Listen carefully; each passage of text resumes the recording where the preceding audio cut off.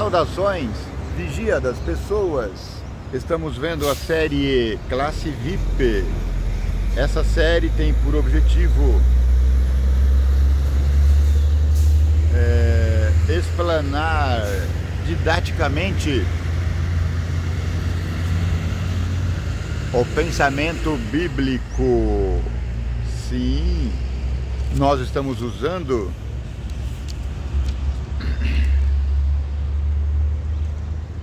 o guia, esse livro, A Lição da Escola Sabatina. Isso aqui é de 2016. Por que eu estou usando um livro antigo? Porque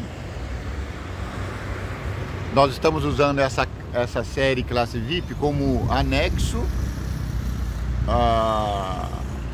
aos estudos já expostos aí, às séries de todos os livros da Bíblia. Então nós estamos colocando aqui como apoio. Nós já fizemos Marcos, Lucas, João e agora estamos fazendo Mateus. Hoje vamos falar sobre o Sermão do Monte.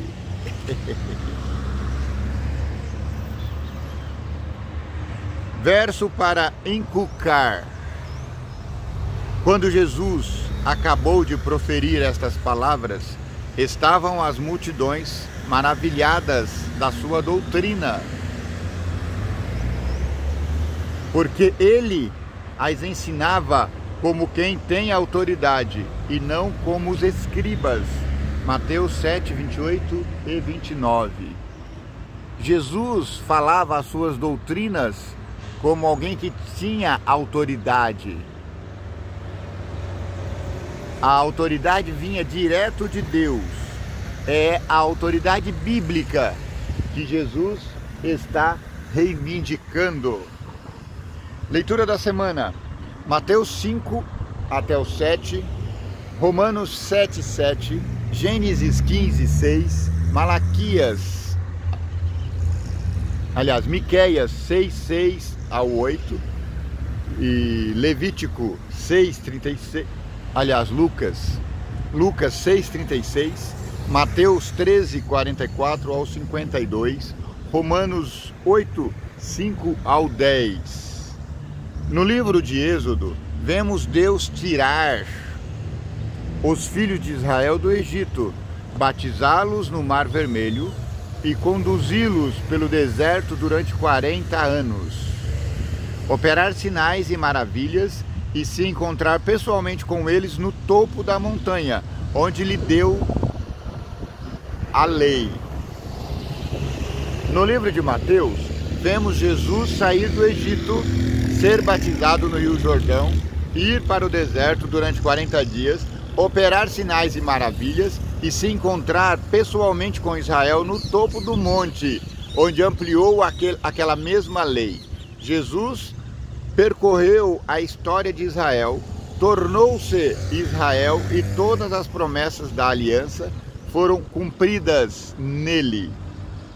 O Sermão do Monte que vamos ver essa semana é a pregação mais poderosa de todos os tempos.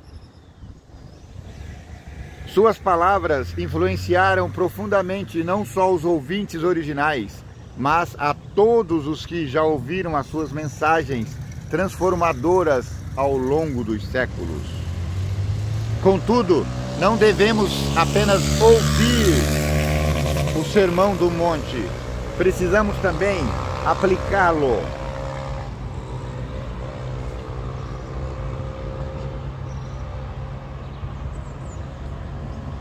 Estava vendo agora de manhã, você sabe que eu acordo muito cedo, né? Agora já são 6 horas. Eu acordei lá pelas 3. Eu acordei 2 vezes às 3 horas. Explico-me. Eu acordei, olhei ao relógio, estava marcando 3 horas. Aí eu levantei e fiz as minhas meditações. Depois, como eu estava me sentindo meio cansadinho, eu virei pro lado e dormi mais um pouquinho. Aí eu acordei E olhei pro relógio de novo para ver se já era 4, 5 horas. Não, ainda estava marcando 1h da manhã. Eu falei, ué, o que aconteceu? Aí eu me toquei. Quando eu julguei que era 3 da manhã, na verdade o relógio marcava 00:15. Me atrapalhei nos ponteiros do relógio. Então essa noite foi mais conturbada para mim.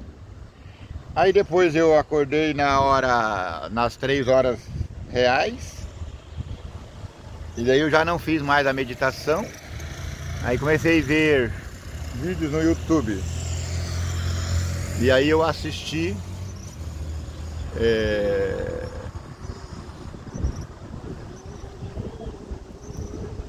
os 2 vídeos. E um foi muito interessante. Eu até compartilhei no meu grupo chamado Vigia das Pessoas. Se você quiser fazer parte do meu grupo chamado Vigia das Pessoas, tudo bem, meu irmão? Vai com Deus. É só você comentar que eu vou incluir você. Eu compartilhei um vídeo daquela TV Terceiro Anjo. E ela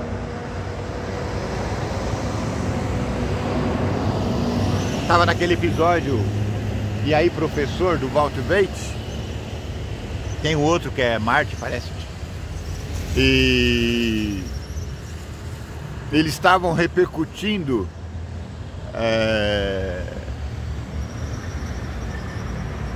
os líderes escolhidos por Trump para o novo governo dos Estados Unidos. E eles estavam falando, olha, são assim e assim e assim. Detalhe, boa parte daqueles que rodeiam Donald Trump são católicos. E depois eu estava vendo um videozinho, aliás, no final desse vídeo mostra um debate entre alguém que era a favor da implementação da lei dos 10 mandamentos na América e outro que era contra. O que era a favor disse, eu acho que os 10 mandamentos deveriam ser impostos. E aí alguém perguntou, mas quais 10 mandamentos? Porque hoje não existe apenas um mandamento. 10 mandamentos. Existe pelo menos 2. Então, é um problema. E nós vamos ter que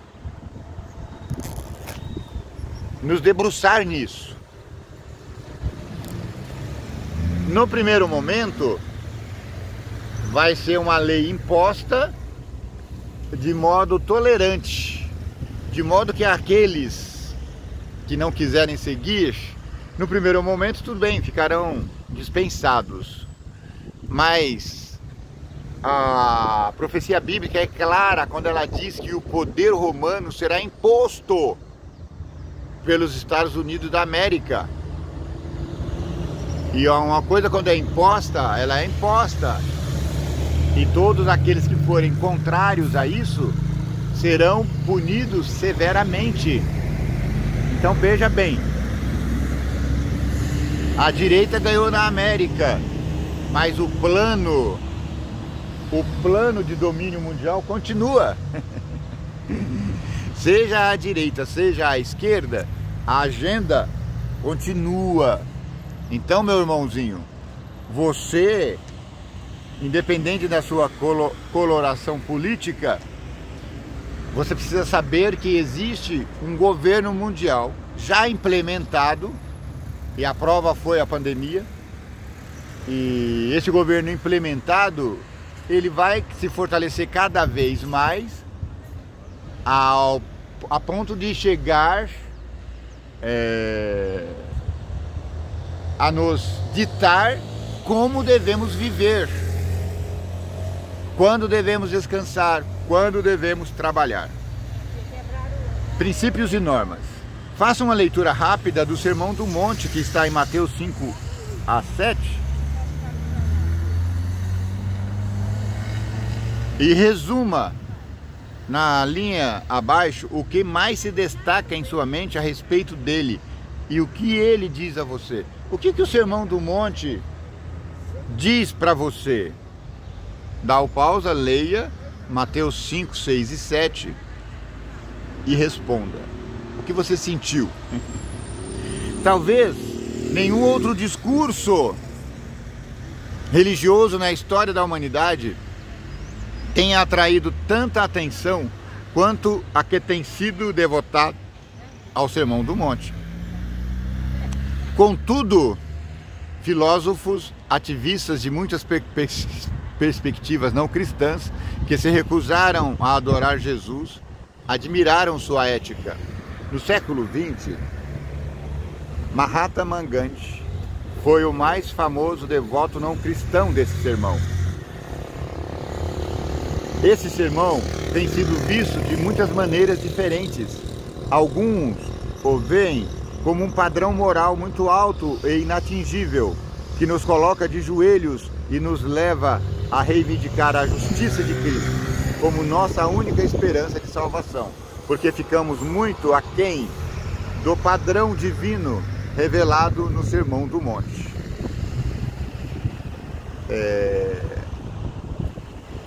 Jesus, ele foi cirúrgico, ele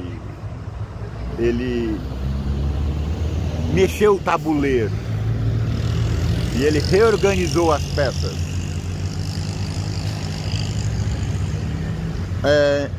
A gente fica, outros o veem como um discurso de ética civil, um chamado ao pacifismo. Alguns veem nele o evangelho social, um chamado a trazer o reino de Deus à terra pelo esforço humano. Veja, vou repetir essa frase porque essa frase está na moda. Apesar dessa lição ter sido feita há 8, 9 anos atrás, quase 10, olha o tema que está em voga hoje, 2024, 2025. Alguns veem nele o evangelho social, um chamado a trazer o reino de Deus à terra pelo esforço humano. Essa é a luta de Roma, que ganhou força agora, impulsionada pela eleição de Donald Trump. Esse evangelho social, ele vai ser imposto em nome da família americana.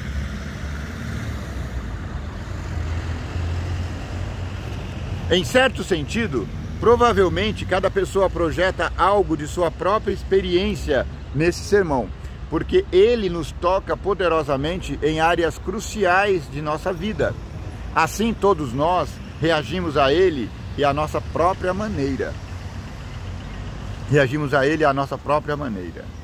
Ellen White escreveu sobre o Sermão do Monte. Jesus procurou desfazer a obra falsa, a obra da falsa educação, dando aos seus ouvintes um conceito exato de seu reino, bem como de seu próprio caráter. As verdades que ensinou não são menos importantes para nós que para a multidão que o seguia. Não menos do que eles necessitamos aprender os princípios os princípios fundamentais do reino de Deus. Ela escreveu isso no Desejado das Nações, página 299. Assim, acima de qualquer outra conotação dada ao Sermão do Monte, ele nos apresenta os princípios fundamentais do reino de Deus.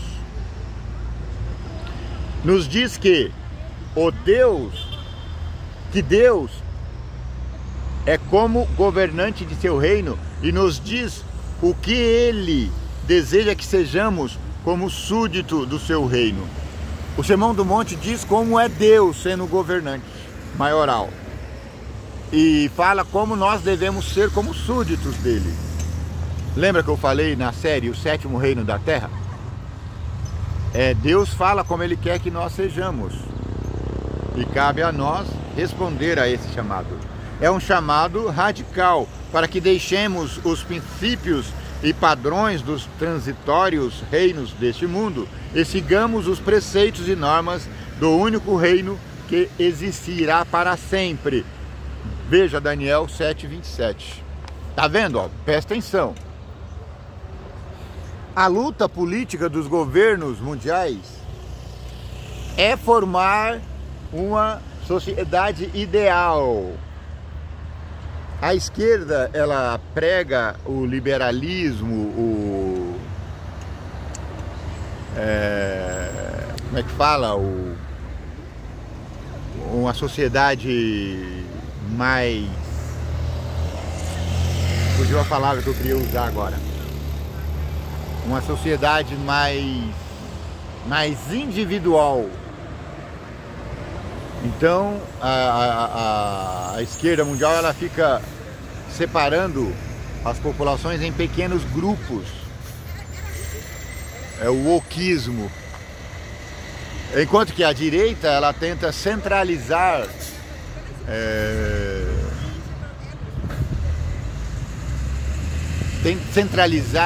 as políticas do mundo na família. Por isso que eles vão implementar Bíblias em todas as escolas americanas. E ainda vai fazer uma lei para que os 10 mandamentos sejam obrigados em todos os Estados Unidos. E depois em todo o mundo.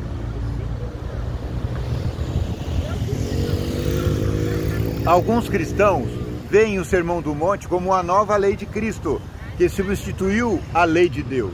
Eles dizem que um sistema legalista foi então substituído por um sistema da graça, ou que a lei de Jesus é diferente da lei de Deus. Essas noções são concepções errôneas a respeito do Sermão do Monte. Por quê?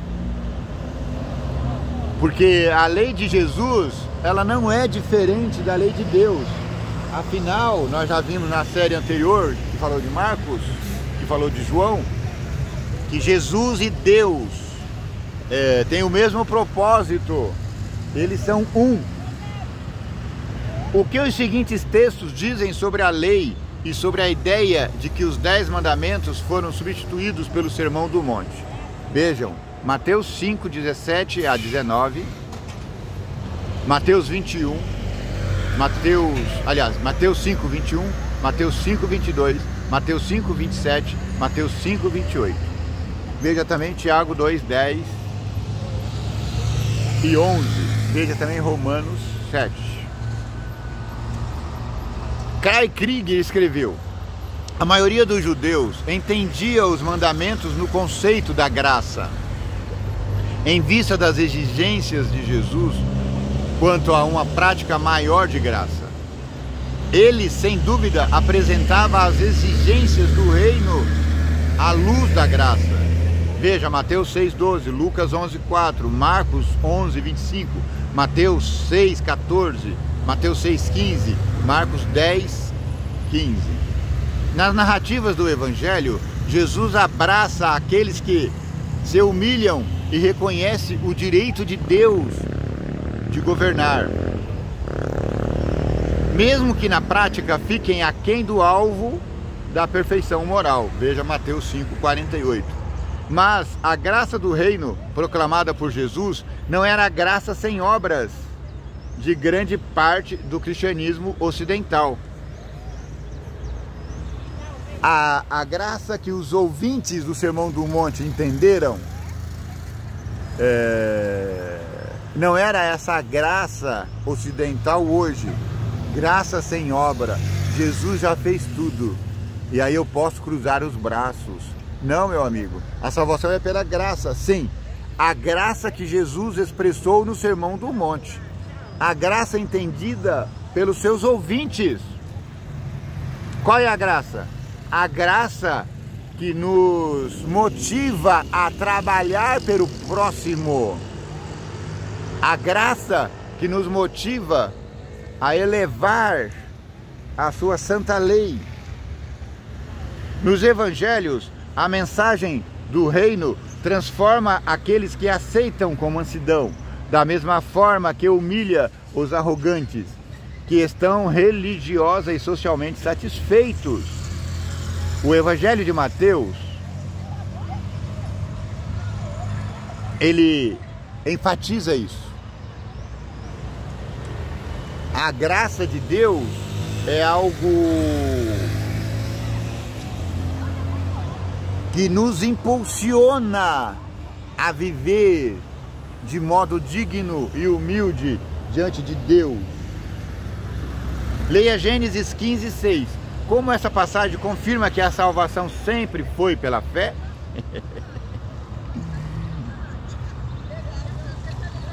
A fé de Jesus não era nova, era a mesma fé que houve desde a queda da humanidade. O Sermão do Monte não foi substituição da salvação por meio das obras, pela salvação através da graça. A salvação sempre foi pela graça. Os filhos de Israel foram salvos pela graça no Mar Vermelho, antes que fossem solicitados a obedecer à lei no Sinai. Veja Êxodo 22.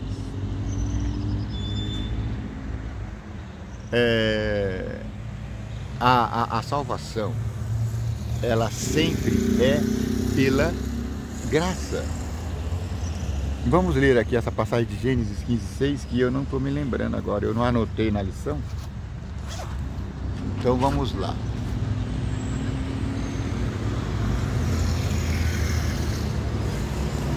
Eu sei que vai demorar um pouquinho mais, mas é importante, porque senão a lição vai ficar meio descontextualizada. Porque sempre que eu leio as passagens, eu lembro de qual passagem que eu me referi. E agora não, agora eu vou ter que ler a passagem para poder eu me lembrar. Gênesis 15:6. E creu ele no Senhor, e foi-lhe imputado isso por justiça. Ah, estamos falando de quem? Vamos ter que ler um verso antes aqui. Ah, agora lembrei. Tá vendo? Eu sou cristão já faz mais de 30 anos, quase 40. E eu tenho uma memória muito ruim. Eu conheço todas as histórias bíblicas, mas lendo aqui o texto, lendo a lição, eu não me lembrei de qual texto ele estava aludindo. Mas é aquele que fala que Abraão ofereceu seu filho Isaac. Ó, depois dessas coisas, Gênesis 15, 1 a 6 e 7. Depois dessas coisas, veio a palavra do Senhor a Abraão em visão, dizendo: não temas, Abraão, eu sou o teu escudo, eu o teu grandíssimo galardão. Então disse Abraão: Senhor Jeová, que me has de dar, pois ando sem filhos, e o mordomo da minha casa é o Damasceno Eliezer. Ele é que vai herdar a minha herança. Deus disse a Abraão: eis que me não tens dado semente, e eis que um nascido na minha casa será o meu herdeiro. Eis que veio a palavra do Senhor a ele, dizendo: este não será o teu herdeiro, mas aquele que de tuas entranhas sair, esse será o teu herdeiro. Então o levou fora e disse: olha agora para os céus, Abraão, e conta as estrelas do céu, se é que você pode. E disse-lhe: assim será a tua descendência. Então Abraão creu no Senhor, e foi-lhe imputado isso por justiça. Disse mais: eu sou o Senhor que te tirei de Ur dos Caldeus, para dar-te a ti a terra por herdade. Então esse verso, esse contexto, ele foi falado aqui para quê?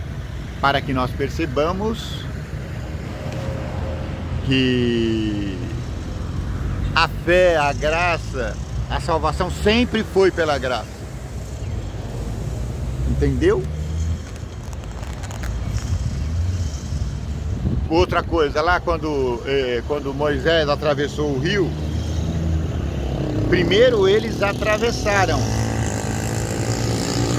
e depois eles foram chamados a cumprir a lei de Deus.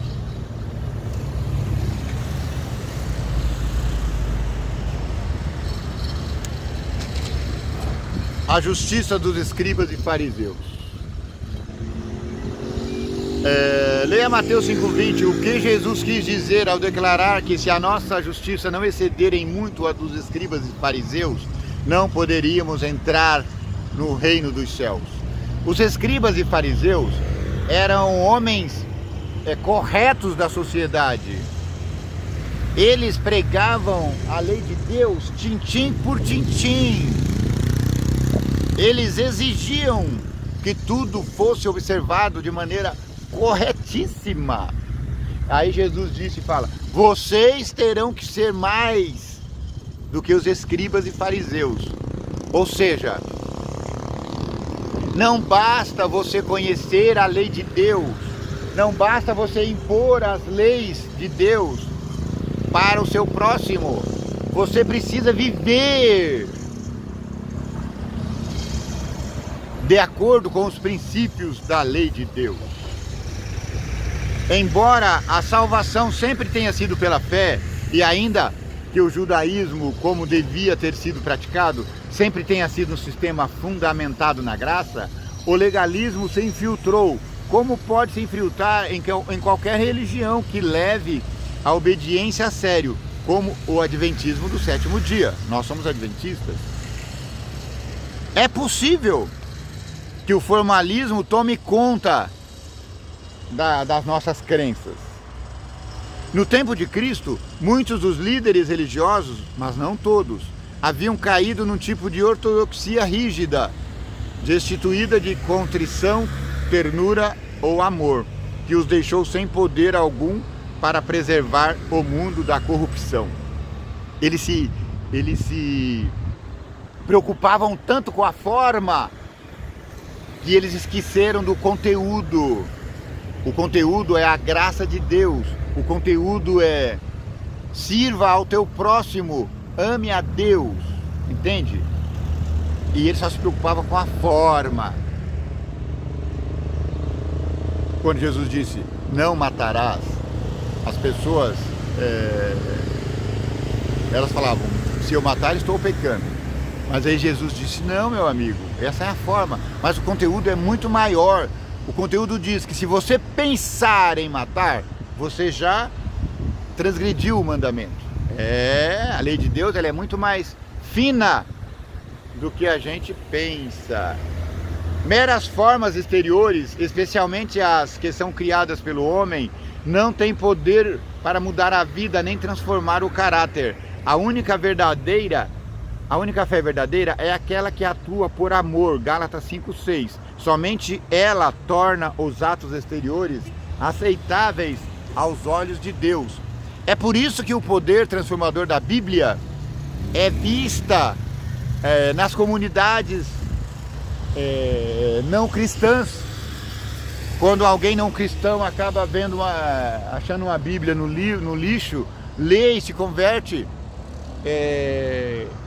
Nos presídios, pessoas que nunca se debruçaram em livros religiosos começam a ler a Bíblia e se converte. Esse é a essência do conteúdo bíblico, não o que está escrito, mas o poder da graça de Jesus que transforma as pessoas. Leia Miqueias 6:6-8.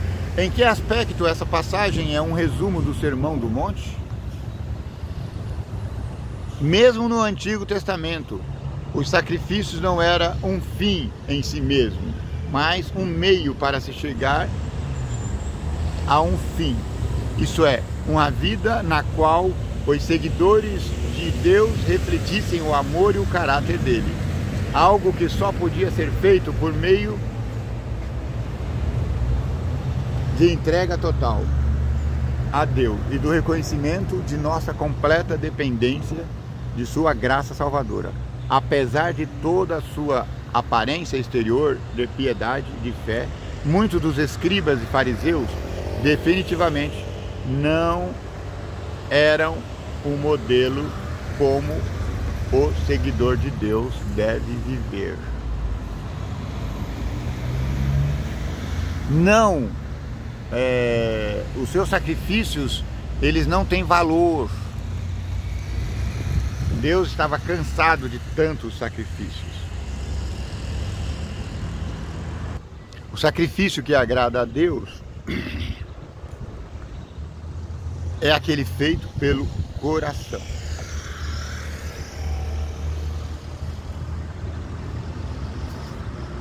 Onde eu estou aqui, blá blá blá.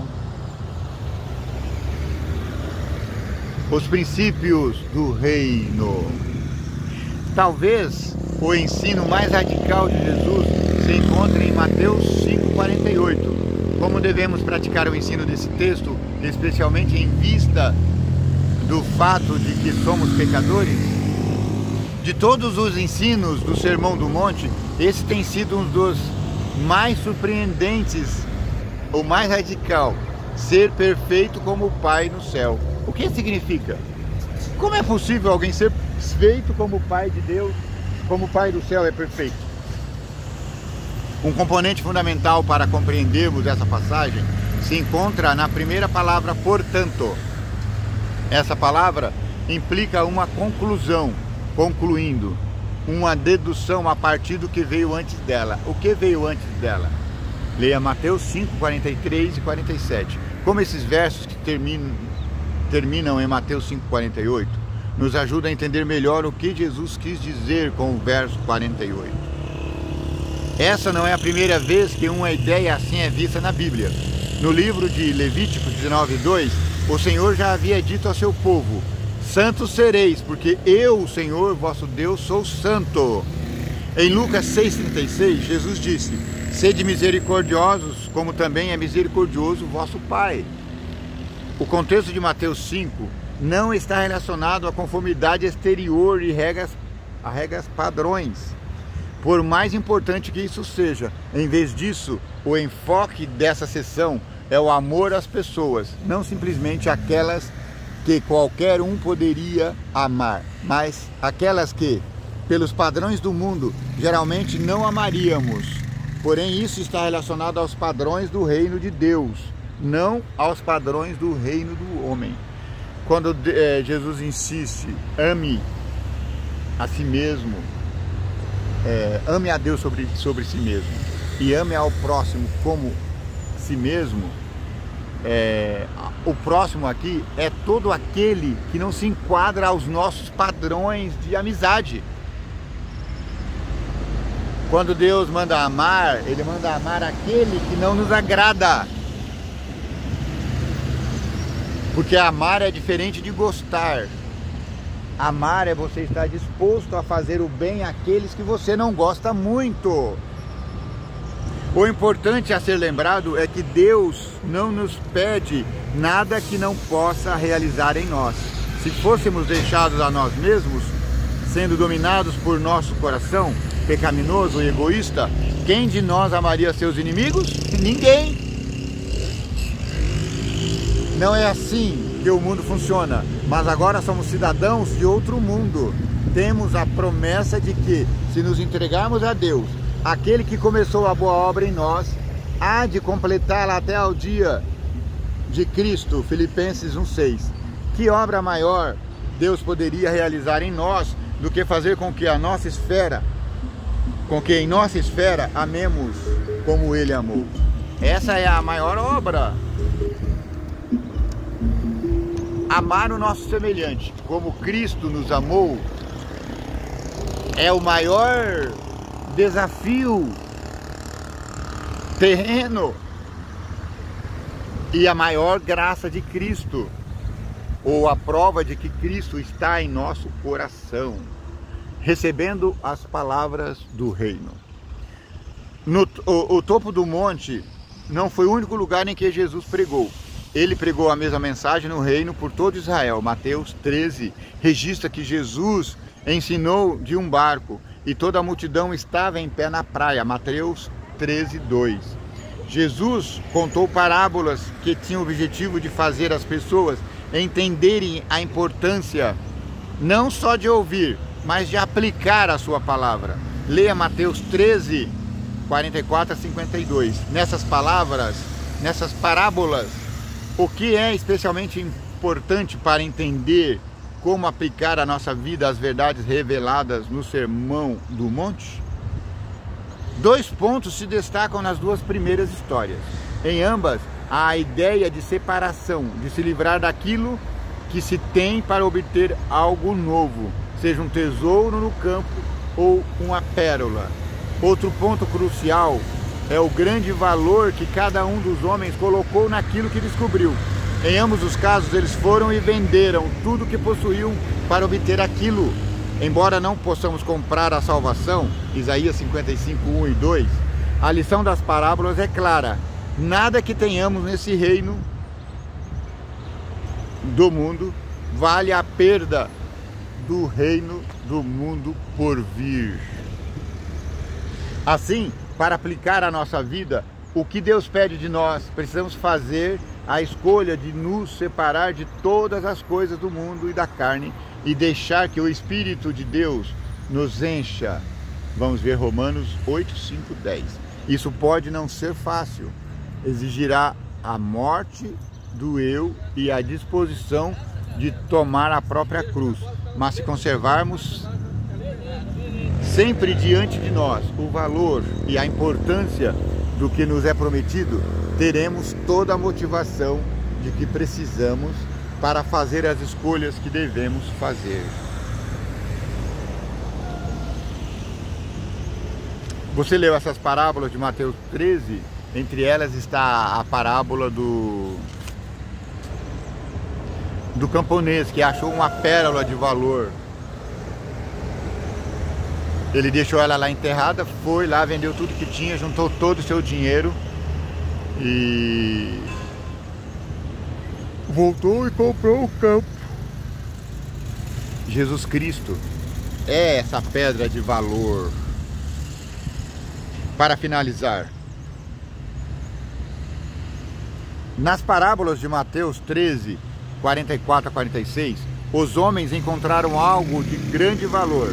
Nesse contexto, especialmente depois de Jesus ter contado a terceira parábola, o que eles encontraram foi a verdade, que leva à vida eterna, em contraste com a destruição eterna na fornalha acesa. Isso é importante porque vivemos numa época em que a ideia de verdade é considerada antiquada na melhor das hipóteses e perigosa no pior cenário. Infelizmente, essa é uma falsa ideia na qual alguns cristãos caíram, mas a Bíblia está fundamentada na ideia da verdade absoluta. Jesus disse: eu sou o caminho, a verdade e a vida. Eu sou o caminho absoluto, a verdade absoluta, a vida absoluta. Ninguém vem ao Pai senão por mim. João 14, 6. Se isso não é declarar a verdade, se isso não é declarar uma verdade absoluta, o que seria? Naturalmente, quando alguém com tanto conhecimento quanto Paulo podia dizer que em parte nós conhecemos. 1 Coríntios 16, 9. É óbvio que há muita coisa que não conhecemos, mas a mera declaração de que conhecemos em parte... Bom dia, jovem, tudo bem? Vá com Deus, trabalhe bastante. Implica que há mais... Vou ler de novo aqui porque eu me distraí aqui com o jovem que passava.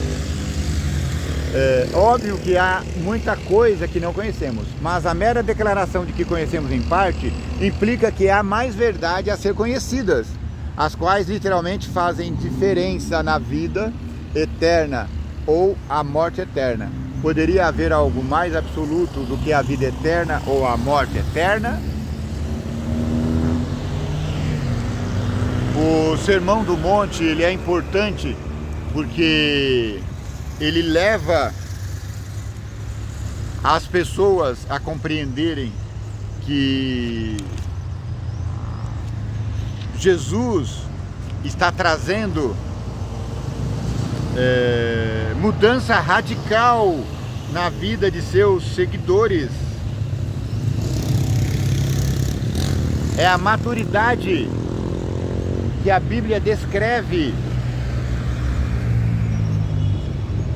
Jesus, ele é radical na exemplificação de sua palavra. Muito obrigado porque você esteve até agora. Considere se inscrever no canal. Nós estamos nessa batalha aí de comentar a Bíblia inteira em um ano. Está faltando um mês, está para acabar e falta 2 livros. Se inscreva, compartilha, dê o seu gostei ou não gostei. Que o vigia das pessoas que mora lá em cima, depois do poste, te abençoe e te guarde. Que o vigia das pessoas tenha misericórdia de ti. Que o vigia das pessoas faça resplandecer o seu rosto sobre ti. Que o vigia das pessoas te dê paz.